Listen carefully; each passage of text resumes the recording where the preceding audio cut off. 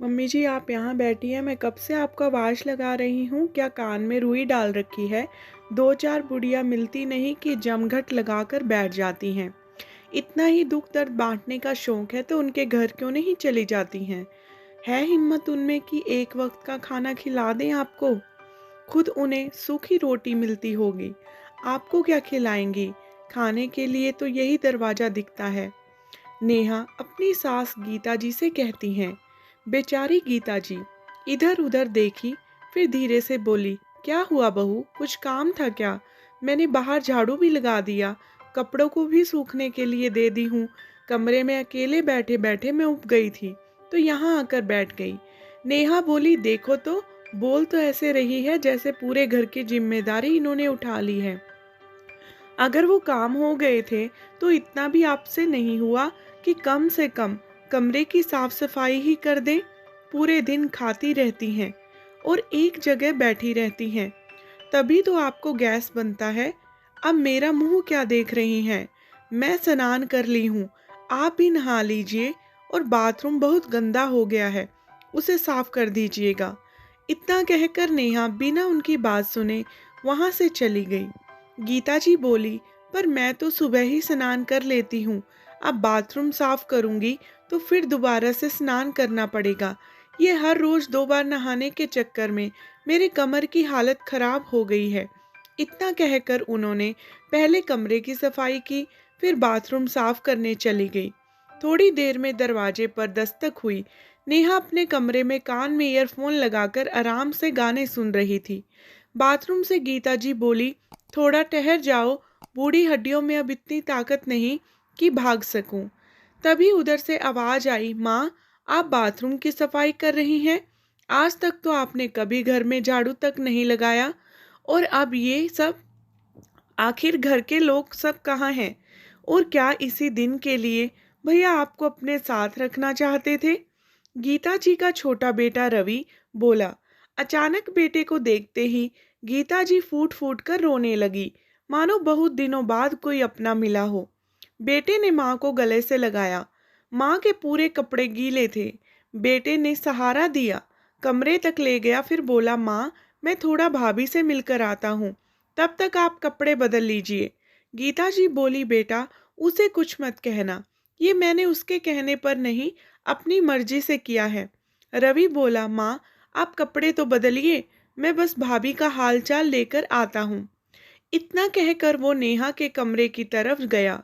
भाभी, ओ भाभी, आपकी हालत तो माँ से भी खराब लगती है। तभी तो आप यहाँ आराम से गाने सुन रही हैं और मेरी माँ बाथरूम की सफाई कर रही हैं। नेहा रवि को देखकर चौंक गई। रवि ने कहा, अरे भाभी, इतना भी क्या आराम करना? आखिर आपको भी तो बुढ़ापे में अपने बेटे के घर का बाथरूम ही साफ करना है। नेहा बोली, अरे देवर जी, आप कब आए? आपने आने की खबर भी नहीं दी। अगर बताए होते तो मैं आपके स्वागत के लिए दरवाजे पर होती। और ये कह रहे हैं?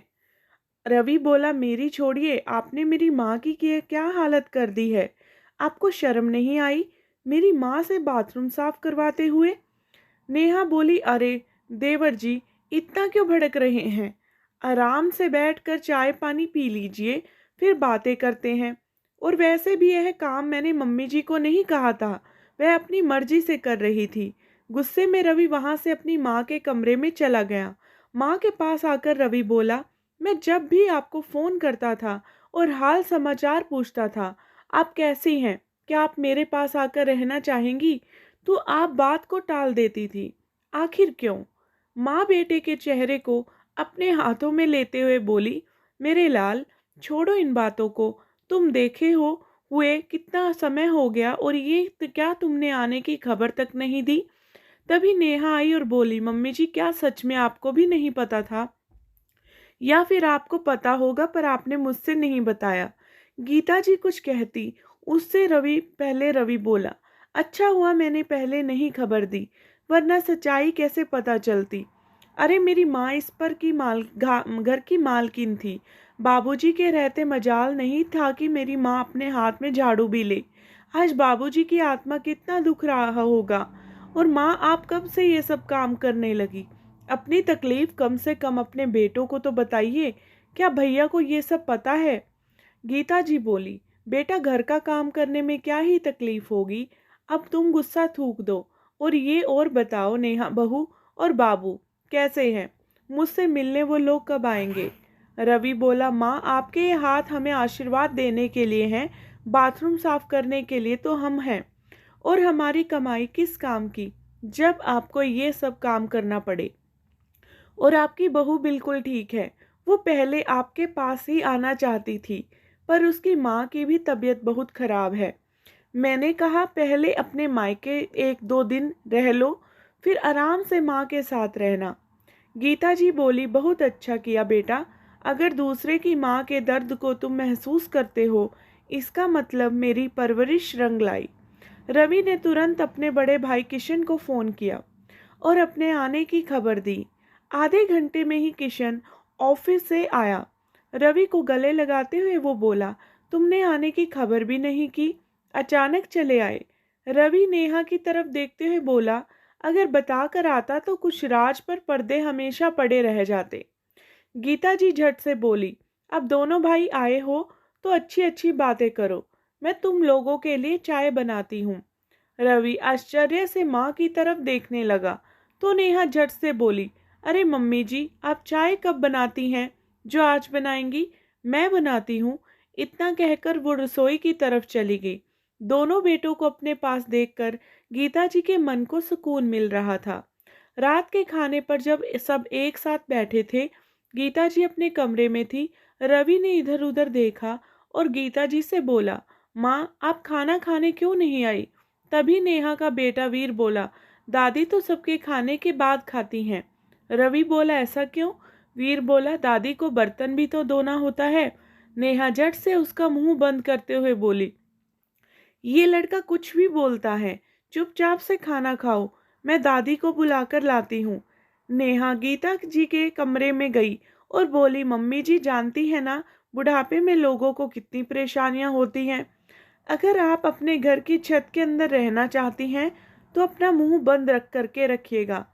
चलिए और सबके साथ खाना खा लीजिए। गीता जी चुपचाप जाकर बेटे के पास बैठ गई। रात में गीता जी जब लेटी थी, रवि उनके पैरों को दबा रहा था। गीता जी की आंखों से आंसू बह रहे थे। रवि बोला कि माँ आखिर बात क्या है, आप बताती क्यों नहीं हैं? गीता जी ने देखा नेहा दरवाजे पर कान लगाए सुन रही थी, तो वो बोली, नहीं नहीं बेटा ये खुशी के आंसू है, कितने दिनों बाद तुम्हें देखती हूँ। फिर वो माँ के पास ही सो गया। अगले दिन रोजाना की तरह गीता जी झाड़ू लेकर बाहर साफ करने लगी। झाड़ू की आवाज़ से रवि उठकर बैठ गया और अपनी माँ के हाथ से झाड़ू लेकर बोला, ये संजोग नहीं हो सकता, इसका मतलब आप रोजाना ये सब काम करती हैं। गीता जी बोली, नहीं बेटा खाली बैठी थी तो सोची लगा देती हूँ।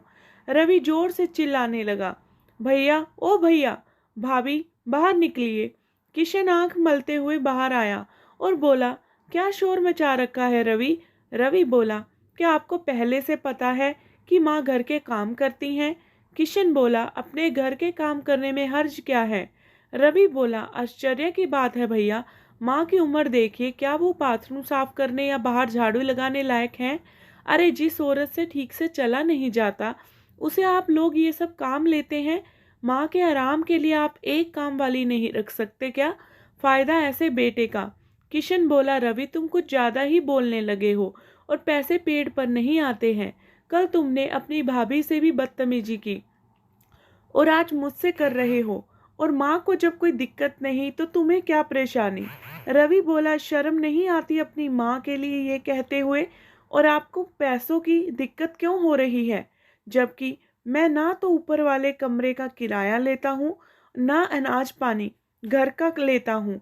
सब कुछ माँ की वजह से छोड़ रखा है। ऊपर से बाबूजी का पेंशन भी आता है। अरे इतने में तो माँ बिना बेटे बहू के भी आराम से रह सकती है।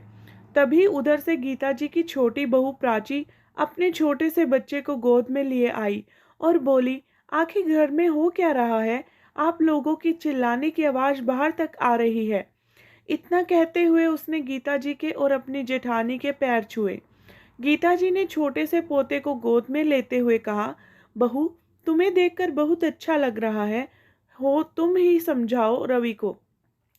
कोई अपने बड़े भाई से ऐसे बात करता है? उस वक्त तो रवि शांत हो गया और अपनी पत्नी बच्चे को लेकर अपने कमरे में चला गया। फिर उसने अपनी पत्नी को सारी बात बताई। प्राची बोली, ये तो गलत बात है मम्मी जी। बड़े तो हमेशा ये सिखाते हैं कि अन्याय करना गलत है, तो अन्याय सहना भी गलत है। जब आपके साथ ये सब हो रहा था तो आपने हमें बताया क्यों नहीं? जिस तरह से हाथ की पांचों उंगलियां एक जैसी नहीं होती हैं, वैसे ही सभी बच्चे एक जैसे नहीं होते हैं। और आप किसी पर बोझ नहीं हैं कि आपके साथ कोई ऐसा व्यवहार करे। भले ही आप नौकरी नहीं करती हैं, परंतु आज भी आप अपने बेटों से कम आमदनी नहीं पाती हैं। ये बात जेठ जी और भाभी जी को समझ नहीं होगी। उस दिन तो सब चुपचाप खाना खाकर सो गए। अगले दिन पड़ोस की एक बूढ़ी औरत गीता जी से मिलने आई। पहली बार ऐसा हुआ था कि गीता जी की कोई सहेली चौखट के बाहर आई हो।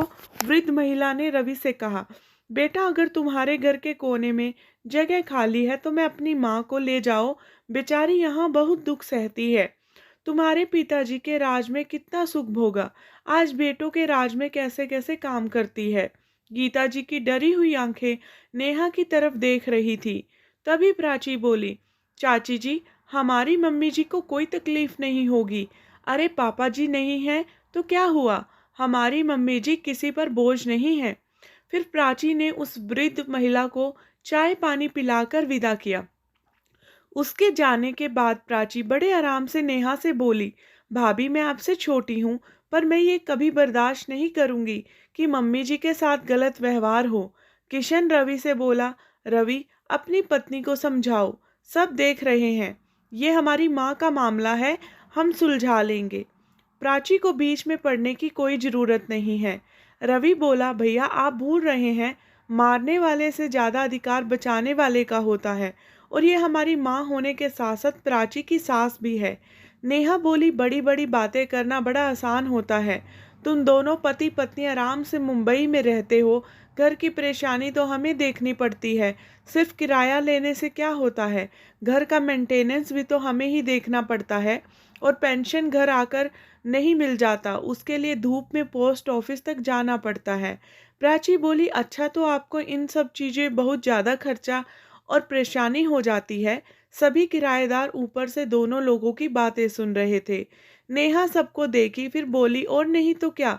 प्राची हाथ जोड़कर सभी किराएदारों से बोली, मैं आप सभी से विनती करती हूँ, अगले महीने से किराया मम्मी जी के अकाउंट में आप लोग डालिएगा, और मम्मी जी का पेंशन भी अब उनके अकाउंट में आएगा। और भाभी आप भी इस घर का किराया अब मम्मी जी को देंगी। और मम्मी जी, अब आपको तय करना है कि आप इस घर की मालकिन बनकर यहाँ रहेंगी या हमारे साथ चलेंगी। गीता जी इधर उधर देखने लगी तो प्राची उनका हाथ पकड़कर बोली, मम्मी जी किसी से घबराने की ज़रूरत नहीं है। उम्र चाहे जो भी हो, अपना अधिकार जब तक खुद नहीं लेंगे कोई आगे बढ़कर देने नहीं आएगा। आज तक आप सम्मान से जीती आई हैं, क्या आखिरी वक्त में नजरें झुकाकर जाना चाहती हैं? फैसला आपका है। नेहा गीता जी का कसकर हाथ पकड़कर बोली, हाँ मम्मी जी बोलिए ना, बोलती क्यों नहीं है। गीता जी ने अपना हाथ एक झटके में नेहा से छुड़ाया और एक थप्पड़ लगाते हुए बोली, बड़ी बहू, जो भी अधिकार मैंने तुम्हें दिए थे अब मैं तुमसे वापस ले रही हूँ। ये घर, पेंशन के पैसे और किराए के पैसे सब मेरे पति की अर्जित की हुई है, जिस पर सब अब मेरा अधिकार है। किशन आगे बढ़ते हुए माँ से बोला, माँ ये क्या कर रही हो, इतने सालों तक जो हमने आपकी सेवा की उसका ये सिला दिया।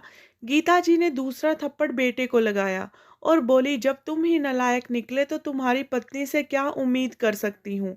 सही कहा छोटी बहू ने, उम्र चाहे जो भी हो, माँ किसी पर बोझ नहीं होती और वक्त आने पर वो अपना अधिकार खुद लेना जानती है। उस दिन बहुत हंगामा हुआ। आखिरकार गीता जी ने निर्णय लिया कि वो छोटे बेटे बहू के साथ मुंबई जाकर चली जाएगी। उन्होंने सभी किराएदार को अपना अकाउंट नंबर दिया और बेटे बहू से कहा, अगर तुम्हें इस घर में रहना है और किराया भी नहीं देना है तो इस घर का मेंटेनेंस तुम्हें करना होगा। आगे कोई झमेला ना हो इसलिए गीता जी ने एक कंप्लेन पुलिस स्टेशन में भी लिखवा दी। 2 दिन बाद रवि अपनी माँ को लेकर मुंबई चला गया। इधर नेहा जो आज तक ऐसी आराम से रह रही थी, अब उसे बड़े हिसाब से घर चलाना पड़ता था।